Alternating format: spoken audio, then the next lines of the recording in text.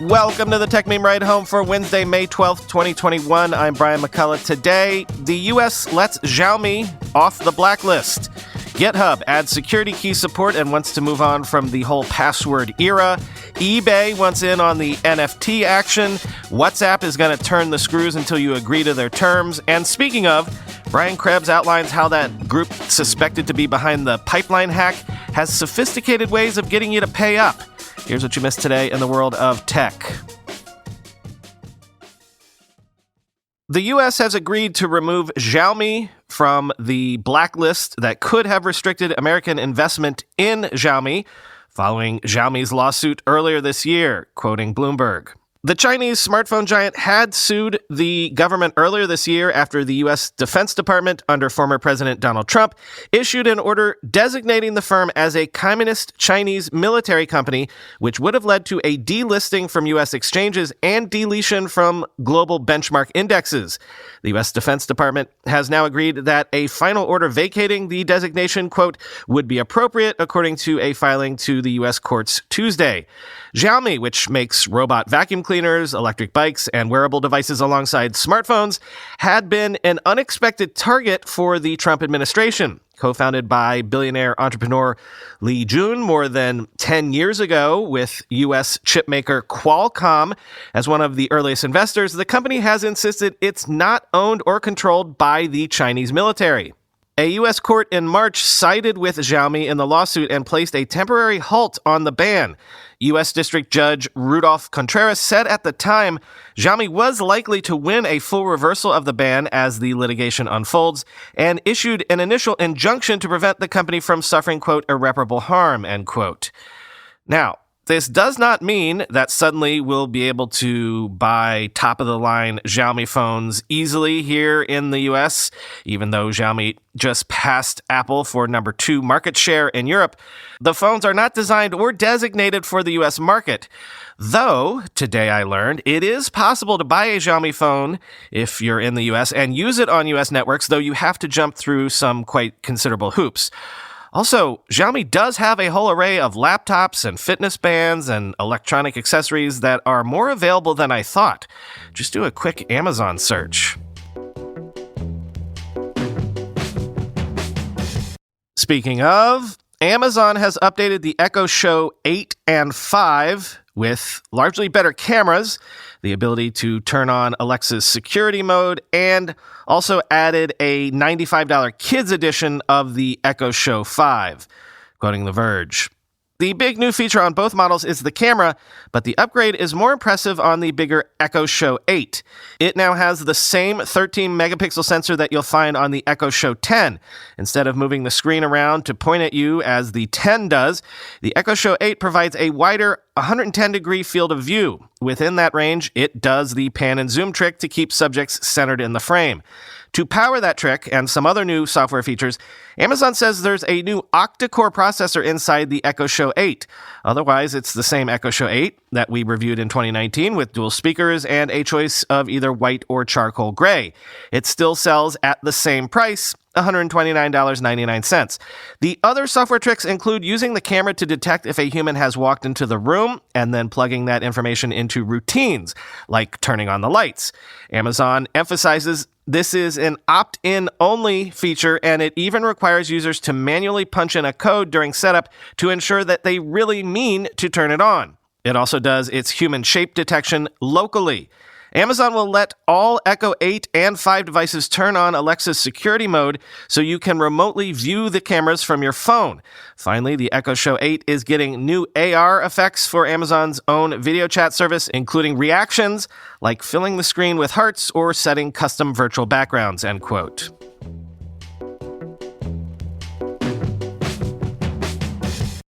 GitHub has added security key support for SSH Git operations as it continues its plans to remove password support for Git operations altogether later this year, quoting ZDNet.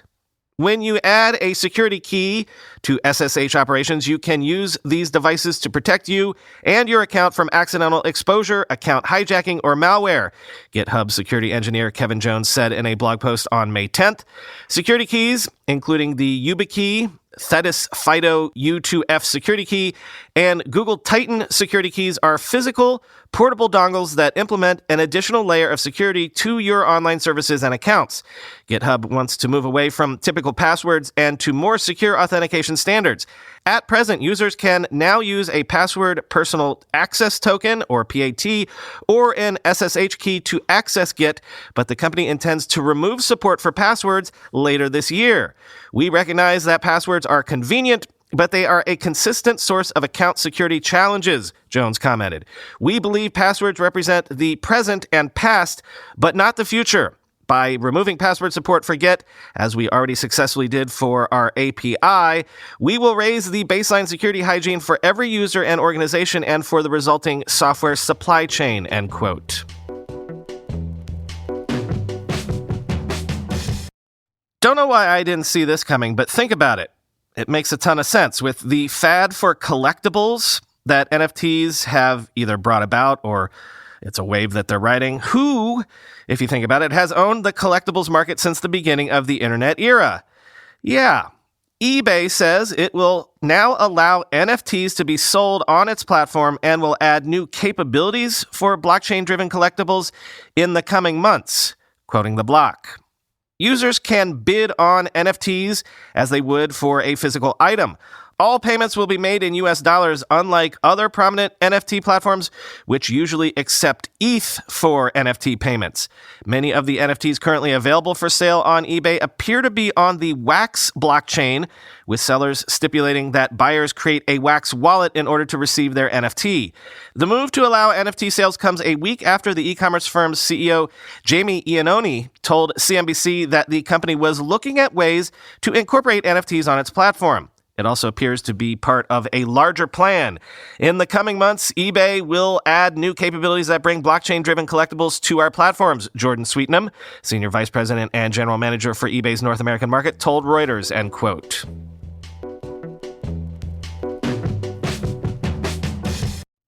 Remember how WhatsApp announced that new mandatory privacy policy that people didn't like? So much so that they started fleeing to Telegram and other messaging services in significant numbers, even though the changes weren't as severe as everyone was assuming.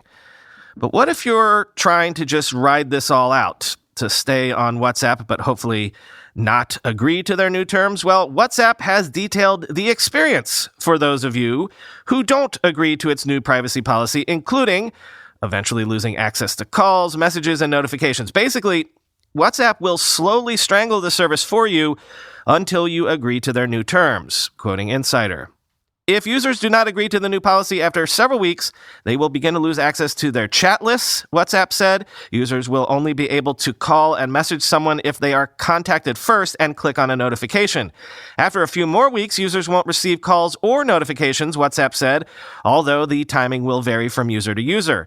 The new privacy policy was originally planned for February, but was delayed by 3 months after critics claimed the update would allow the app to share more personal data with Facebook, WhatsApp's parent company. This isn't the case. WhatsApp has said the updated terms only apply to messaging business accounts, enabling businesses to link up with Facebook's platform more easily. Anyone that previously opted out of sharing their data with Facebook will have that decision honored, WhatsApp told Insider in February. Users will receive persistent reminders on the app to accept the new terms, a company blog post said. A company spokesperson confirmed to Insider that WhatsApp would not delete the accounts of users who refused to sign the new policy. It would also not limit functionality immediately on May 15th. When the new policy comes into force, they said users would lose functionality over the next few weeks, they said, end quote.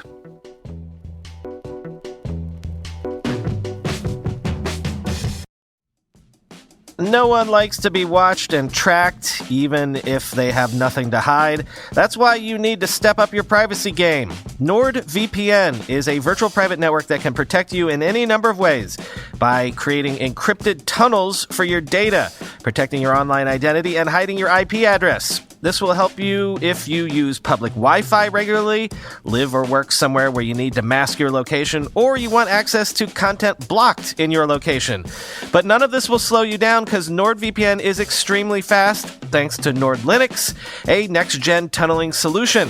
but it's still next-generation encryption as well, a double VPN that encrypts traffic twice. NordVPN also has a password manager, NordPass, and NordLocker, a secure cloud storage service. Keeps your files encrypted and accessible from anywhere. NordVPN is my one-stop shop for all my digital and security privacy needs, and you can get started with them all thanks to a special deal just for listeners to this show. Go to nordvpn.com/ride or use a coupon with code RIDE to get a 2-year plan plus 1 additional month with a huge discount. That's NordVPN, NORDVPN.com/ride or coupon code RIDE. Growing your business takes more than just offering a popular product or service. It's essential to have the right people in place to ensure your company operates smoothly and has the potential to expand. LinkedIn Jobs helps you find the best candidates for free, just like we've done. We've done all of our hiring this year exclusively on LinkedIn. Why? Because it's simple and simply effective. Get started by posting your job for free to reach LinkedIn's network of 740 million professionals. Fill out targeted screening questions to get your role in front of the most qualified candidates with the experience, skills, and motivation you need. Then use simple tools to filter and prioritize the top candidates you'd like to interview. LinkedIn Jobs will help you hire the right person for your role. And your first job post is free.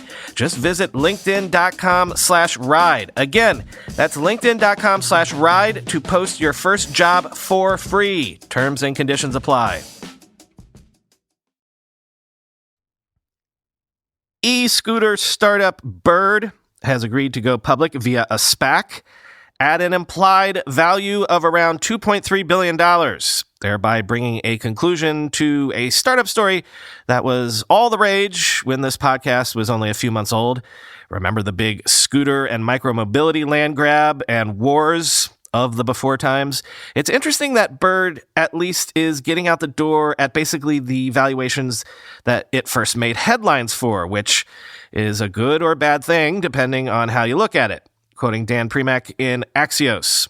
This is a lower valuation than what Bird got in the private markets before the pandemic, but could help set it up to benefit from a rider rebound as cities reopen. Bird is being acquired by Switchback 2, a SPAC that was originally formed to buy an energy company. The deal includes a $160 million PIPE investment led by existing Bird investor Fidelity, plus a $40 million asset financing facility from Apollo Investment and MidCap Financial Trust. Bird has raised nearly $1 billion in private funding, including a previously undisclosed $208 million infusion just last month from Bracket Capital, Sequoia Capital, and Valor Equity Partners, end quote.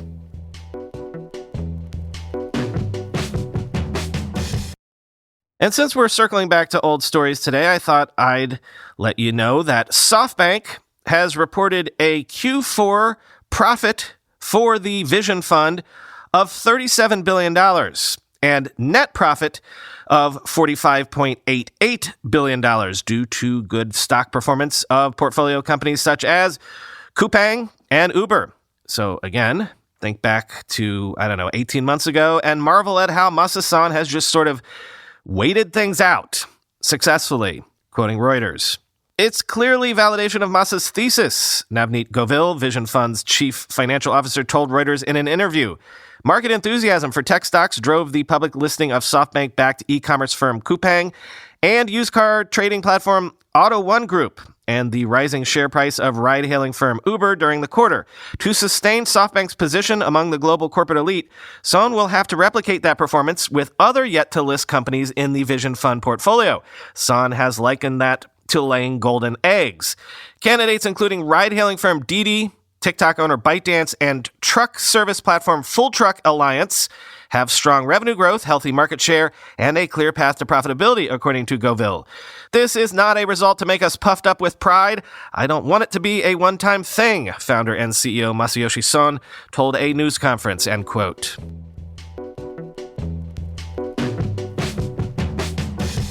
Finally today, another long read that I don't want to hold for Friday.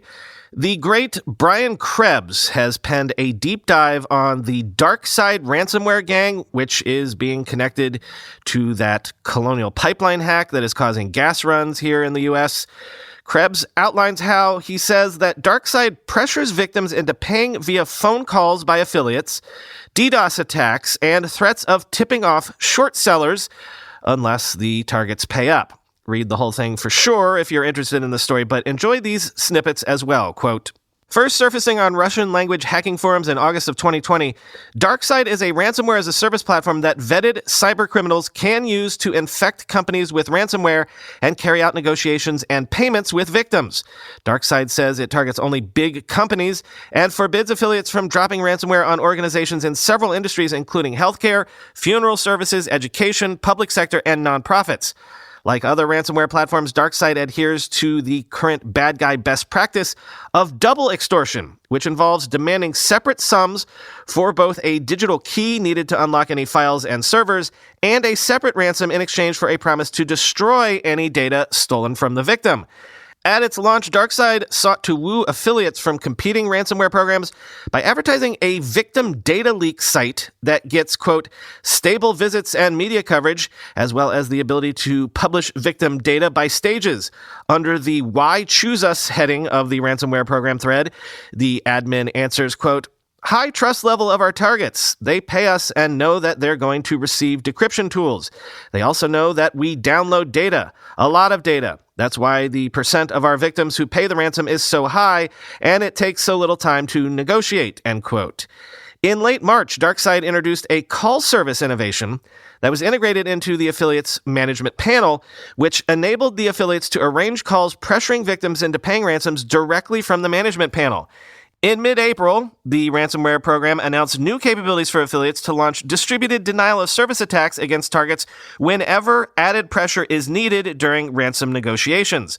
DarkSide also has advertised a willingness to sell information about upcoming victims before their stolen information is published on the DarkSide victim shaming blog so that enterprising investment scammers can short the company's stock in advance of the news. Now our team and partners encrypt many companies that are trading on NASDAQ and other stock exchanges, DarkSide explains.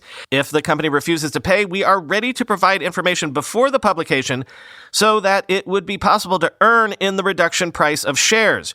Write to us and contact us, and we will provide you with detailed information, end quote. DarkSide has shown itself to be fairly ruthless with victim companies that have deep pockets, but they can be reasoned with. Cybersecurity intelligence firm Intel 471 observed a negotiation between the DarkSide crew and a $15 billion U.S. victim company that was hit with a $30 million ransom demand in January 2021. And in this incident, the victim's efforts at negotiating a lower payment ultimately reduced the ransom demand by almost 2/3, end quote. So among many things here that I find fascinating is that this is not just ransomware as a service, but that they allegedly are also offering a full software platform, like a whole suite of products, like an actual dashboard and everything, all aimed at professional extortion schemes. It's the professionalization and regimentation of this that I find to be fascinating and terrifying, to be clear. And there's one more interesting nugget here, quoting Nicole Perlroth.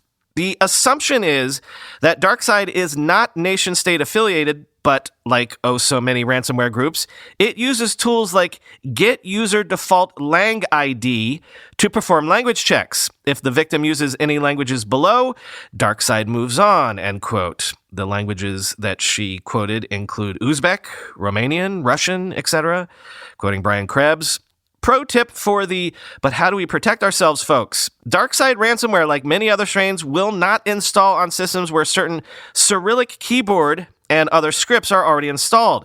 So, install the Russian keyboard. You don't have to use it, end quote. And quoting Alex Stamos. People discussing the relationship between ransomware teams and the Russian government should probably keep Jason Healy's spectrum of national responsibility in mind. Right now, it looks like the DarkSide group that attacked Colonial is at least state-encouraged, end quote.